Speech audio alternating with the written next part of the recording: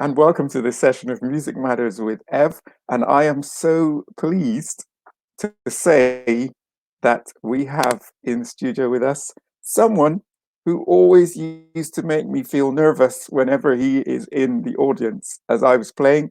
Such is the complete guitarist that he is, and the able singer songwriter and musician, Sean Snook. Hello, Hello. Sean, and Hello. welcome. We're so glad to have you. So, without any further ado, I know that you're a busy man, and thank you for taking the time out to come and do this with us. So, Oh. tell us, who is Sean Snook? Um, Nowadays I'm a teacher. With everything that's gone on, I've upskilled very quickly into online teaching. But yeah, I'm a professional guitarist, musician, songwriter. I think the best thing is to describe it as a portfolio career. Yeah, a little bit of everything. Just yeah, Mm, I could do that. Earn the money, pay the bills. Yep, I could do that. But yeah, I mean, I started out when I was I what was like. I? Sorry. No, man. No worries. Oh, you there? Yeah, yeah, I'm here. Oh, sorry. You Just fo- disappeared off the just screen. I focusing was on like, you. oh no, no, I've lost him. No, no, I've no. sort of Carry on. Carry on. sorry. Yeah. You So I started started when out. I was about 14. Well, I started playing guitar when I was 13, but when I was 14, I was like a school band with some mates, and we just we played basically 50s rock and roll because there's only three chords and every song's the same. So we basically, as soon as we learned one rock and roll song, we could play them all. So we started doing that, and then just started getting gigs. As my dad actually got me a gig initially in like a local pub. I mean, obviously times have changed. Like you wouldn't be allowed in the pub at that age now, but yeah, we got. I think it was £70 we were paid as a band. I'm like, wow, we get paid to do this. Mm, mm, Um, but yeah, I mean, mm, I never really wanted to be a musician. It was just something I could do. I actually wanted to be an artist, like a graphic designer. And it was just something that I knew that I loved and I enjoyed. And then as I got older, the art just kind of got more and more to the background. And I went to sixth form college and to do my A levels, but I didn't want to do A levels in what I'd got my GCSEs in. So I decided to do another year of GCSEs, so that I could do GCSE music because I hadn't done that initially. So yeah, so I just mm. decided another year GC, and then I went on to study A level music and stuff like that. But even then, I just there was no. If you'd have asked me, I just like, I just enjoy playing guitar. And whilst I was there, one of the tutors showed me how to record. There was like a tiny little recording studio at St Brendan's sixth form college. So he showed me how to record, and that kind of just opened up a whole new door for me. And then yeah, and I just started writing my own stuff, and then it was just like all of a sudden, like, well, my mum was like, "I sort of left college, need to get a job." I'm like, "Well, sort of doing all right at this, aren't I?" And it just kind of snowballed into different things, and yeah, but it was uh, like I have students that sort of say to me like, "How did you know you wanted to be a musician?" And like, honestly, I didn't. I just I just felt it. Do you know what I mean? I just did it, and then Mm. I ended up there, and I just wanted to be the best that I could be. I mean, that sounds very cliche, doesn't it? But I mean, I just wanted to be as good as I could get at anything. And I never really had a particular guitar hero that like I wanted to be like that, or I kind of a very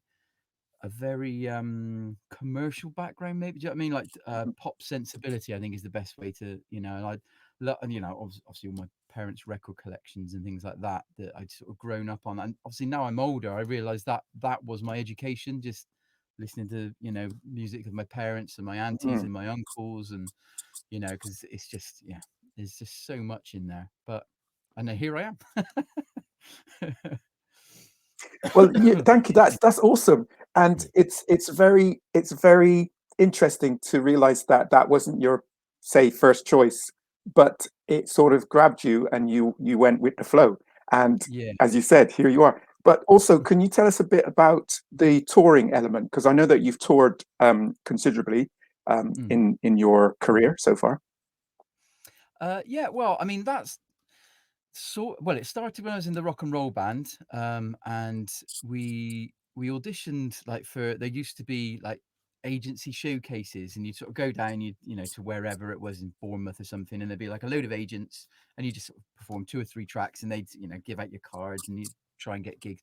So we'd started doing that on like the sort of 1950s rock and roll circuit, and we were, I was young, sort of 15, 16, so obviously not ideal age to be touring around, but we used to just do sort of one-off sort of things, go there, come back, go there, come that kind of thing.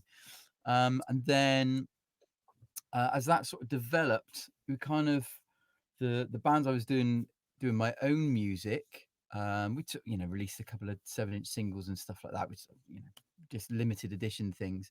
And we did it again. It was just like small little groups of dates that we did, or when we went away to record in Wales and things like that. But it wasn't really until that had all died down, and it was sort of much later, like what was I, late 20s, I think. And I just kind of, I just sort of had enough of doing that, and just sort of needed a break. I'd been doing it since I was like 15, of like just sort of writing my own stuff and trying to gig and get gigs and hustle and all that sort of stuff. And I just needed a break. And it was while I was teaching, which is my other passion. And a friend of mine that I'd met in college years and years ago. Um, and I'd played in other bands, and I'd been a guitar tech for his bands and all that. He just rang me up and just said, "There's this band that need a guitarist. Are you interested?" Sort of 60s hip hop. I'm like, yeah, I'll come and have a listen, that kind of thing. And I'd always been the front man of a band, and Mm. because of that, I'd struggled to get gigs. Like people would be like, "Well, he's not going to want to stand at the back and just play guitar because obviously he's the front man and he writes, and there's it's that kind of, the ego that you need to be a front person, and obviously other people are like, I'm the ego in this, but that kind of thing. Obviously not in a mean way, but so I sort of really struggled. So it, people didn't see me as as a depth musician, as a sideman, that kind of thing. But anyway, so yeah, I went along, had my audition with this band, and it turned out they were signed to Island Records. So I was just like, oh, Mm. I'd gone from, the sort of struggling around it to all of a sudden it's like, well, someone's going to pay for that. Okay. So yeah. So I started touring. The first big tour I did was with a band, supporting a band called what were they called? Mr. Hudson and the Library. And it was sort of 1,000 capacity venues, that sort of thing. And on the bill there's an amazing reggae artist called Natty. I don't know what, and I think he's released Mhm. sort of 2 or 3 albums, kind of gone on, in that scene. But anyway, and that just, it's cool. And then the next gig was you're doing sort of 2 to 5,000 capacities with Groove Armada, supporting Groove Mm. Armada, and you're gonna like 3 nights at Brixton Academy. Mhm. So in yeah, sort of in the July, I was sort of, playing at Coombe Lodge in a wedding band. And by November, I was like 3 nights at Brixton Academy. So I'm like, wow, this is easy, I thought. But obviously it just kind of, it takes a nosedive. Um, but I think it was a very steep learning curve. And once you kind of do it, I think it's just my personality. I kind of got into it, and I'm not the sort of person that just kind of goes, "All right, well, I'm on tour," and I'll just sort of sit back. I'd go around and chat to the sound engineers and the monitor engineers and the lighting guys and go, "What do you do?" And they go, "Oh, we do this and that." And sometimes obviously just goes over my head, and I just sort of watch the tour managers, and I just kind of take it all in, and that kind of stuff. But that sort of personality I now know is actually just sort of me learning, and because of that, it just kind of, once you're in the system, just people go, "Oh, John could do this," and John could, that kind of thing. Mm. And then about I was doing that for about 2 years, and then one Christmas I got a phone call from a bass player friend of mine, who said, there's this well, not country, sort of American sort of singer songwriter from Nashville, um, Americana kind of style. He's doing a tour of Scotland in 2 weeks. Can you do it? And it was like literally just before Christmas. Like, yeah, all right, yeah. So I'm like going on YouTube, how to play country guitar, it's like, that sort of stuff. But yeah, and I've played. That was a guy called Kevin Montgomery, and I've played in his band since then. On and off different tours and things like that since 2008. And I've been to Japan with him and America, and so it really kind of opened up. But again, so Kevin's kind of, he doesn't have a record deal, so it's all sort of self-funded, so it's sort of a little bit more DIY. But yeah, kind of like that because all the things I'd sort of learned from the other big tours kind of sort of apply into this.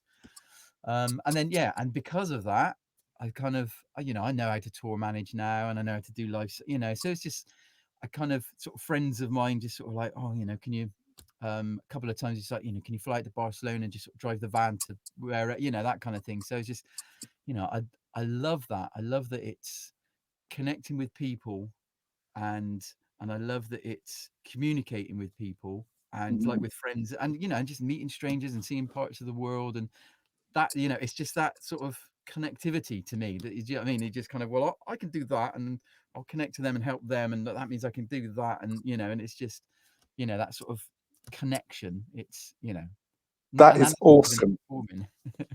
That is awesome and brilliant. And Sean, I'm going to tell you now, you maybe heard it from somebody else, but listen, you got to write a book, mate. You know what? Someone has said that. See? I was thinking of, the sort of like these sort of 101 tips for touring, like a little sort of pocketbook for musicians. You just kind of spin Exactly. to it.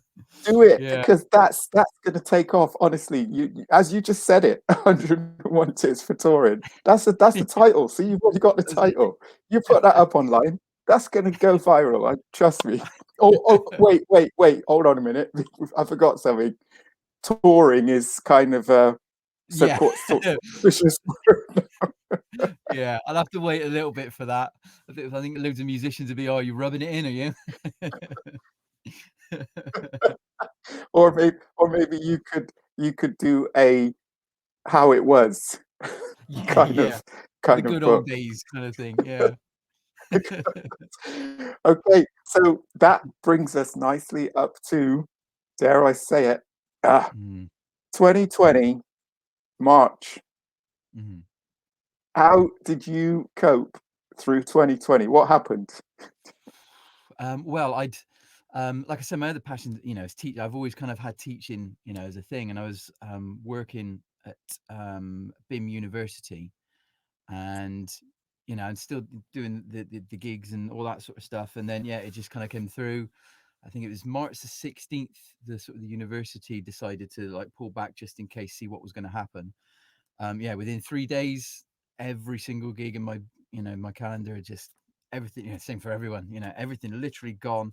And I was just like, "Whoa, okay."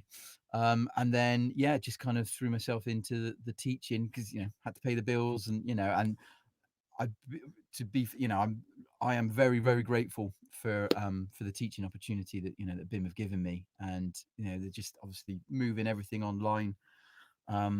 But initially for me, it was just kind of, I suppose for everyone, it's just like, this is a bit weird, it's a bit unusual. You're sort of working from home, and it's a little bit, I don't know, a bit kind of not exciting, but it's just different, and then once we got sort of 6 weeks in, I'm just like, this is not good. This is not good, and there were, the same as everyone. There was, a friend of mine, or friends of mine in a band called Beak, and they were doing this thing of play TV theme tunes.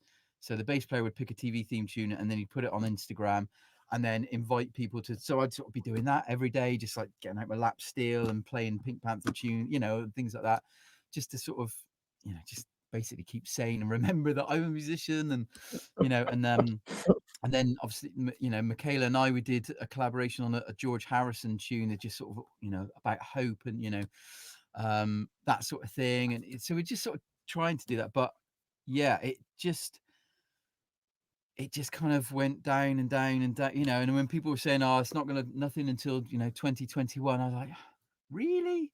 And now I'm Mm, here thinking, is it even going to be 2020? So it's, mm, yeah, it has been, particularly, I think this most recent lockdown, I think everyone seems to be saying the same, is this one's tougher, and mm, it's, and for me, I'm just thinking, all I want to do is stand in front of people and play mhm, songs, not even my song, don't even have to be my, I just want to do what I see as my thing, which is connecting, and I just want to do that, to people. And and that's not Mhm. putting down teaching in any way. Obviously, it's obviously a great profession, and like I said, I'm really passionate about that.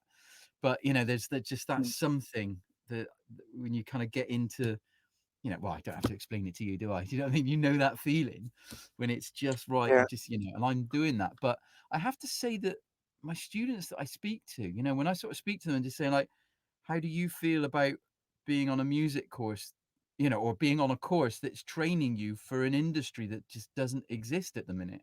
How do you feel about that? And they're all like, well, it's just an opportunity to get better, isn't it? So by the time the gigs come Mm. back, I'm going to be better than everyone else, and it means I can learn. And I just sat there like, the positivity of you. You know what I mean? There's this grumpy old man going, "Oh my God, it's all gone wrong," and then there's these 16, 17 year olds going, "Well, I'll just have to get good then," and which is amazing. You know, That's awesome. I am still sat here going, "Oh my God." So one of the things that is important, which you've already mentioned, is the fact that because you teach, or because you were teaching as well, that Mm, was a simple, not a simple, but that was a kind of inevitable transition from being a yeah. performer musician to sort of relying on the teaching. However, Mhm. I'd just like to ask, did you find the teaching more difficult online or easier? Mm. Um, do you know what? Some bits where I've kind of gone, why don't we do this before? This is a good, this is working really well. Um, but I find it difficult from the human element. I like being in the classroom. Do you know what I mean? And you read body language of student in front of you, and again, I keep saying that connectivity. There's that. It's not the same through a screen, and like um, how a classroom might go. A student might ask a question, you kind of go off with that, and you kind of go, well, I'm going to go with this because it's important information. Doesn't always work it online from that perspective, that kind of thing. From a classroom teaching, for one to one, it has been really difficult because it just, you're relying on Wi-Fi and broadband in two different households, and you're kind of sort of going, yeah, sort of first finger, third fret, and you're sort of playing and going, sort of sounds like, it's really tricky to kind of go, I, I think you're doing it right. I don't know. I'm so sorry. That's difficult, but I think for me, it's the isolation that makes it difficult. What I like is that connectivity of, you sort of say something, and you can sort of see a student kind of, think, and you go, I'll follow that. And do you know what I mean? You can Mm, see that you've hit a spark with them, and so you kind of just go with that, mm, whatever it is, to try and help develop a technique, or even mm, just a little bit of music theory. Um, mhm, but some actually, weirdly, like music theory, I find some online tools have mm, been amazing. Like, why didn't I use this before? mm, So mm, there's been some good things, but I think really it's the connectivity between the mm, tutor and the pupil, and that kind of thing. mm, It's not the same. It's certainly mm, not the same. And I used to, the year before last, I was teaching music theory to songwriters, and mm, I love that because I just go play a song, and then they play a song, and then we go, cool. So do you know what key you're in? Do you know what and sort of apply it mm, to that sort of thing. mm, If they weren't too embarrassed to play the song, but mhm, it's just too difficult to sort of do that kind of thing online. So, mm, we're kind of doing things like, okay, go away, make a video, come back, and then we mm, all watch the video, and then give, mm, so we can give peer feedback. But it's not mm, it's not the passion I have for teaching, and trying to help, that kind of, which is something that, the best teachers I had weren't actually teachers. They were, other musicians that mhm, just sort of, mhm, had a way about them. And mm, but that's a connectivity thing, isn't it? And it's that human mhm, element, mhm, you know, which is mm. missing, sadly. Sean, I am so glad I've talked to you because you have echoed everything that I've been thinking about. And Uh, you're the first fellow teacher that I've interviewed in this series. So it's just awesome to hear you really reiterating everything that we feel and experience. So spot on, and Oh, thank you. Okay, brilliant. so Thank you. what do you see of the near future? What do you see? What do you think? Um, I mean, I think, it's the music industry is going to come back. It will come back. Things will come back. Whether it'll be exactly the same, obviously, it's all going to be different layers and things like that. It will happen. I mean, I think in the short term, my main thing is, there's literally millions of musicians who are just like sit there, just like as soon as Boris just kind of goes, go, we're boom, go, phoning gigs, getting gigs, playing.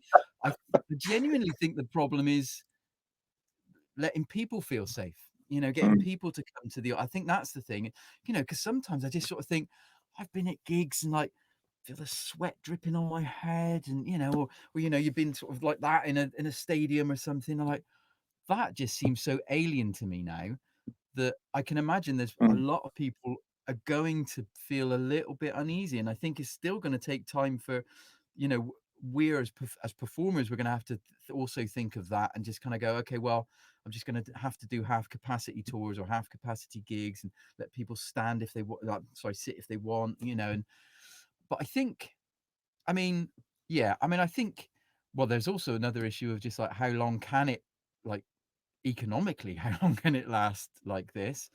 But I think in the short term, I mean, you know, it will come back. It will be good. I just think, with all the elements, uh, it's just going to be trickier. I mean, like it was easy before, but it was tricky enough before, and now mm, like I said, there's going to be millions of people that are like, right, I'm going to get some gigs and try and do that. Similarly, there's a lot of venues that have gone, that sort of stuff, and people are going to be going, we can't afford to pay musicians, and you're just like, there's this whole chicken and egg thing that just somehow, and I don't know if it needs a financial injection that just kind of kickstarts it, or I don't know if we have to let it organically grow. I don't know. I mean, what I would like to see is it to kind of go a little bit more, I don't know what the word is, a little bit more organic, maybe, that, so smaller event, like mm, mm, pubs again start going, well, okay, maybe we can have an acoustic duo in, that sort of thing. So there's just sort of more of those smaller gigs. And I think, again, mhm, young, sort of 16, 17, 18, they're just, they're invincible. So they don't care about things. Yeah, I'm going to go to gigs. I'm going to stand next to people, and like, but I think that could be great musically, because it could create like an underground scene or something, like, where it was just like these kids have got this mm, thing and they found a way to do a gig. And that means there was an amazing book that the singer from Talking Heads wrote, which was basically saying the venue dictates the progress of music. And so he was mhm, saying, like, mhm, initially when we were in church, like big sort of Norman cathedrals, you mhm, you couldn't have lots of words, because obviously you at the back going, "What are they saying?" So you'd have, like, these mhm, long madrigals, and, and it's mm, that sort of thing. And I think, if 18, 19-year-olds figure out a way of putting on gigs that's safe, but, they have to be in, I don't know, disused warehouses. So, like, okay, well, the music's gonna change there because it won't and it'll affect music. So I mm, think there could be this positivity, but I think, going back to how it was, I mean, well, that's not even taking into account Brexit and, stuff like that with touring in Europe, but, it's certainly not going to go straight back to how it was. And I don't know, I sort of don't want it to go back, because there was a lot of things wrong with, I mean, as with mm, constantly going out, not being paid enough, or this, they're paying less for that, or the government aren't funding mm, this, and, it wasn't, I mean, it wasn't perfect, but it was mm, ours, you know, but I think mm, it could, mm, mm, I, I'm hoping that it will come back, but I'm hoping that, there'll be some lessons learned, and it could be positive. I mean, people are always mm, going to want to hear music. It's always, people, even if it's just like, well, we're going to do outdoor singing gigs, and, and that's all we can do. We can't amplify anything. People are, mhm, human beings need to do that. We need to mhm, express, and singing mhm, and dancing is, it's a primal thing, isn't it? It's from, mhm, ever since the beginning of time, that mhm, that joy of song and the joy of dance and telling stories and mhm, communicating. So it'll happen. It's just, mhm. yeah, I'm just waiting. Just sort of wait. We wait. I'll, I'll Yeah. just You know, I'll just share oh, with you God. something I heard about. I think it was an American band, and they continued to put on one of their gigs by having everyone in their own personal bubble. I'd seen And that. Yeah. the place was filled with, I think it's between 250 and 500 people, all in their own personal bubbles. And even the band on stage had their own personal bubbles. And Yeah. they decided to continue because that they didn't want anything to stop what you're saying, the enjoyment, the connectivity. I suppose the connectivity in that instance is slightly different, slightly adjusted, Hmm. but there's a feeling of there is a feeling, I could imagine that there is a feeling of camaraderie, the fact that you're all there, even though you can't get physically beside each other. But Yeah. I think that that could be a way to generate income or start the system rolling until people feel safe enough to not bother about these bubbles. But I completely agree with you in the sense that it will, it should continue or come back in Hmm. some way, shape, or form. But I was going to ask you, what would you advise then people, because you're teaching people who are, as you say, expecting to become better, even though they can't perform. What would you Hmm. advise anyone now who said to you, Sean, I'm thinking about becoming a musician? What would your advice be right now? Um, I would, well, I guess, I mean, without being too heavy, I'd be like, why are you doing it? If you're doing it just because I think you do it because you just need to do it. I don't know why. I just need to pick this instrument up and play that. If you're doing it for that reason, I would say great. That's the reason to do music. And if you're obviously if you're doing it to become rich, wrong industry. There's much easier ways to become rich.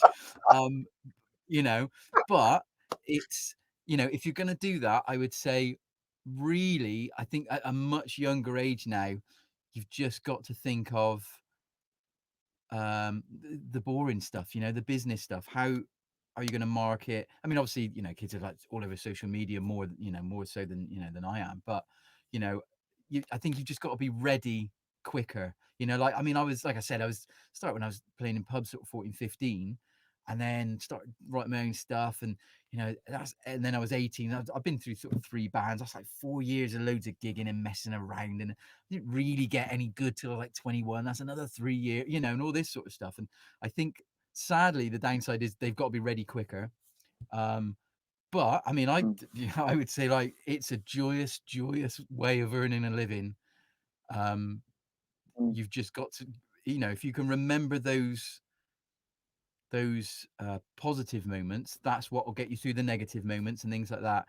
But I think, yeah, it's just more a case of just you've just got to be a little bit more savvy about how you're going to make a living. And that might be just like, well, no, I want to be a musician, but I'm going to earn money doing something. That's cool. But mm, if you want to make money by being a performing musician, I think it's just, yeah, you got to think about the career and why you're doing it, because that's the thing that will get you through the tough times, when the gigs run out, and or that sort of stuff.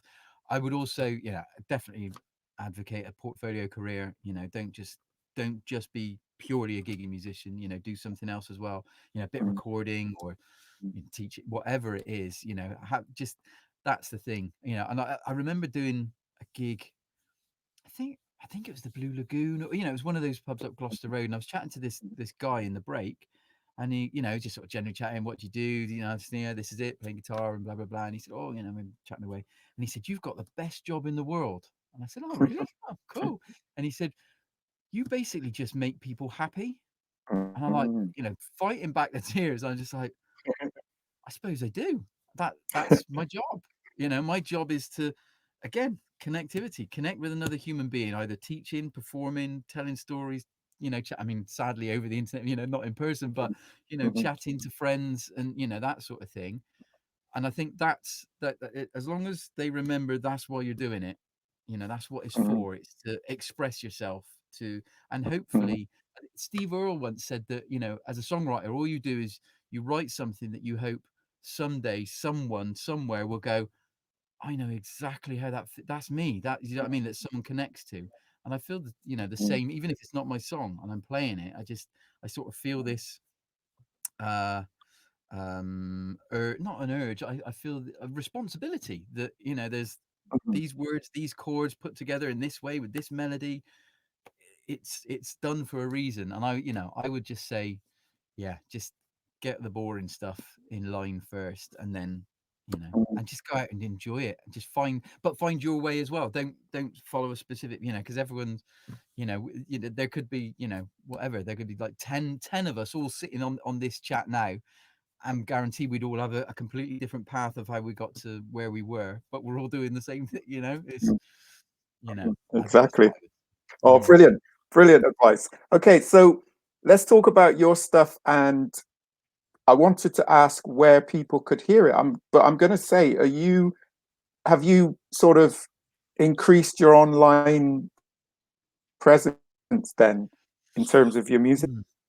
Not I mean, not my music. No, I mean, again, because of the recording stuff, I find that I'm in I mean, I think I'd say lucky. I mean, I've worked for it, but a privileged position that I know how to record as well, and I've got, recording set up that I can do remote recording for people and things like that. So over the last year, I think there's 3, 4 things that have been released that I've played on, that, more so just, I think, Mm, again, everyone's just gone, well, I can't gig, might as well record, and I think luckily because of that I can record remotely, and and sort of, that mm, kind of thing. And I think it's, yeah, I think it's just, I've not been productive. I've found a lack of motivation to express for my own music, but I found the mhm, motivation to be creative on other people's music. Um, mhm. but having said that, I mean, yeah, I had planned last March. I was thinking, right, I'm going to record a second album. That's what I'm going to do. And then obviously the world just went poof. So the plan is still there to do another album. And I've got the majority of songs. I probably want to write another couple. But yeah, I mean, particularly this lockdown, I've struggled with motivation of, of things, Okay. to do. So where can people hear the first album or snippets of it, Okay. hold of it if they want to buy it, etc. Just give us a couple of Uh, Bandcamp is the main place. So yeah, seansnook.bandcamp dot, slot. links in here. Oh, sorry, mate. My internet lagged then. I was talking over you. That's Sorry. okay. Yeah, That's Bandcamp. okay. Yeah, Bandcamp is the main place you can buy. You can stream it on Spotify and iTunes and things like that. But I get more money if it's done on Bandcamp.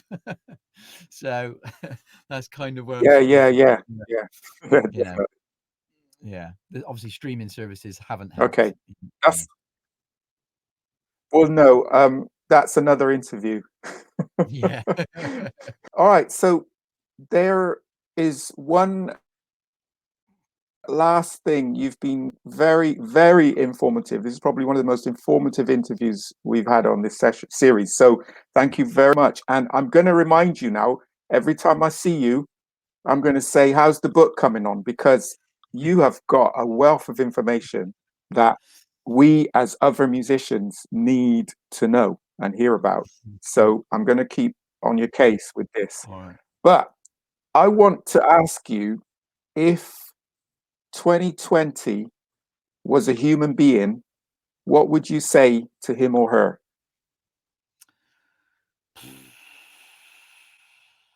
Um, why are you doing this?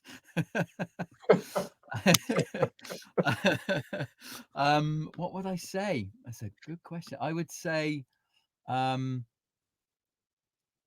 well, the humility. I would say I appreciate the lessons that you're bringing, and I appreciate that there's a lot to be learned, and I appreciate that what could come after could have improvements. Um, I just wish you hadn't have done it the way you'd done it, basically. I think that's there's no point in punching it in the mouth or anything like that. That's not going to achieve anything. As much as I'd like to, take a swing for it. What are you doing? You're ruining everything. Sorry, I'm making Excellent. light of it. Sorry, it's Excellent. obviously it's very serious. But yeah. You are so right. It was a bombshell for all of us, but you got to look back and find something humorous or something to take away from it. So don't worry about the humor, mate. That's what we need right now. Thank you, thank you for No, this you, man. insight into who Sean Snook is, and full respect always. As a fellow musician, I really appreciate you taking the time out and sharing with us your view and your experience. And Thank you. I want to ask if we can do this again. Definitely want to have another interview with you because, as we mentioned, there's so many other topics that we could go into and explore, and it would be fantastic to do that with you. So, if you're up for that, Yeah, I would. I'm grateful that when you messaged me, I was like, oh, this is going to be amazing. Yeah, I'm so grateful that you've asked me, and yeah, anything, I would be involved with whatever you've got going on. I mean, the thing, like you were saying, oh, I was always nervous when Sean was it. Like, I was literally just sat there going, that's a nice chord. You know what I mean? I was learning from you, so it makes me sad that you felt in under the pressure that I was there. I just I didn't mean to do that. I was just watching your fingers. I was just learning. we learn from each other, mate. That's what it's about. Definitely. All right. But Well, yeah, I'd you love to. take care until we meet again, either in reality or virtually. Take it easy, my friend, and Will do. Lovely to we'll speak be in to you. touch again. Take care. Yeah.